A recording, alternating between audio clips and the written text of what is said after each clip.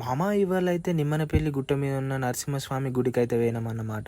అసలు ఎందుకు పోయినామో తెలుసుకోవాలంటే వీడియో మొత్తం చూడు. ఇక పొద్దుగా లేచి చెరో ఆటో పట్టుకొని రోడ్డుకి ఎక్కినాం. ఇక మా అంత వయసు వాళ్ళు రోడ్ల మీద పెద్ద పెద్ద బండ్లు వేసుకొని తిరుగుతాం, మేము ఆటోలు వేసుకొని తిరుగుతాను. ఇక ఎటు తిరగకుండా ఇంట్లో మందాం అనుకునే లోపు మామనికైతే కిరాయి వచ్చింది. ఇక అదెక్కడ కాదు, మన నిమ్మనపల్లి గుట్ట మీద స్వయంభుగా వెలిసిన నరసింహస్వామి టెంపుల్ కే. పొద్దుగా లెవెల్ ముఖం చూసినా గానీ గేట్ అయితే తెరిచిన్నది.